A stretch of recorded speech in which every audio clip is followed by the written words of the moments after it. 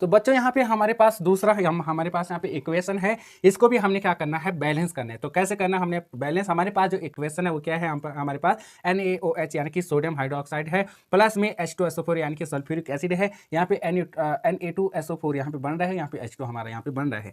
तो हमें इसको कैसे करना है, सबसे पहले हमने इसका भी क्या करना है, ग्रुप बना देना है। एक ग्रुप ए हो गया, एक ग्रुप ए हो गया, फिर एक ग्रुप ए हो गया, एक ग्रुप हो गया, नाम रखो इसका, ये हो गया एक ग्रुप हो गया, ये हो गया हमारा बी ग्रुप, ये हो गया हमारा सी ग्रुप, ये हो गया हमारा डी ग्रुप, इस प्रकार से।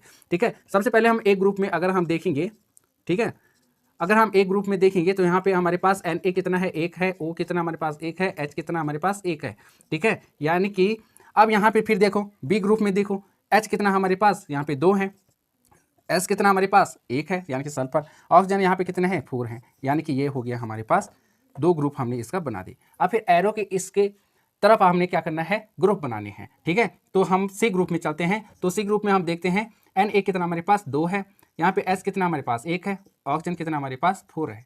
ठीक है, फिर हम यहाँ पे डी ग्रुप में देखते हैं, डी ग्रुप में H की बात करें तो 2 है, ऑक्सीजन की बात करें तो 1 है, इस प्रकार से। अब हमने देखना है कि यहाँ पे सोडियम 1 है, यहाँ पे कितना है, सोडियम 2 है, यहीं पे अनबैलेंस हो गया, यानी कि इक्वेशन बैलेंस नहीं है, तो हमने इसको फटाक से बैलेंस करके दिखाना है। ठीक है, तो यहाँ पे 1 है, यहाँ पे 2 है, तो कम किस में, इस वाले में कम है, तो यहाँ से 2 से मल्टीप्लाई कर दो, 2 से मल्टीप्लाई जैसे करोगे तो पूरे ग्रुप में मल्टीप्लाई होगा, एक ही में नहीं होगा। ठीक है, तो 2 1 से कितना हो जाएगा, यहाँ पे 2 हो जाएगा, फिर ऑक्सीजन के साथ मल्टीप्लाई करेंगे तो यहाँ पे 2 हो जाएगा, हाइड्रोजन के साथ करेंगे 2।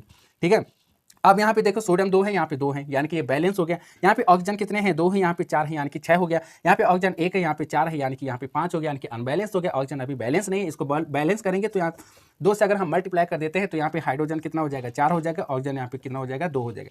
अब यहाँ पे देखो जो बैलेंस है मैं लिख देता हूँ। ठीक है, सोडियम यहाँ पे कितने हैं, 2 हैं, यहाँ पे कितने हैं, 2 हैं, ये क्या हो गया हमारा बैलेंस। और ऑक्सीजन यहाँ पे 2 है, यहाँ पे 4 है, यानी कि यहाँ पे 4, यहाँ पे 6, यानी कि ये भी क्या हो गया है, बैलेंस हो गया। मैं टिक कर देता हूँ, ये बैलेंस है।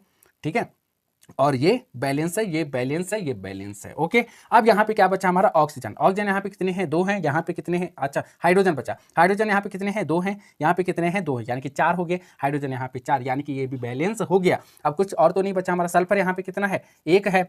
ठीक है, और यहाँ पे कितना है, 1 है, यानी कि ये भी बैलेंस हो गया। तो हमने किस वाले ग्रुप में हमने मल्टीप्लाई किया है, तो सबसे पहले हमने किस में किया, NaOH के ग्रुप में, इस वाले ग्रुप में हमने 2 से मल्टीप्लाई किया, तो हम यहाँ पे 2 लिख देंगे। और HSO4 में हमने H2SO4 में हमने इस वाले ग्रुप में मल्टीप्लाई नहीं किया, इसमें हम कुछ नहीं करेंगे। Na2SO4 में हमने कितने से मल्टीप्लाई किया, इसमें भी हम कुछ नहीं करेंगे क्योंकि हमने इसमें मल्टीप्लाई किया ही नहीं। तो इस वाले ग्रुप में हमने किया H2O में, इस वाले में हमने 2 से मल्टीप्लाई किया, यहाँ पे 2 हम लिख देंगे, यानी कि ये इक्वेशन अब क्या हो गई है, बैलेंस्ड हो गई है। तो इस प्रकार से हमने इसको बैलेंस करना है। तो दोस्तों अगर आपको वीडियो अच्छी लगी तो लाइक शेयर कमेंट कर देना और चैनल को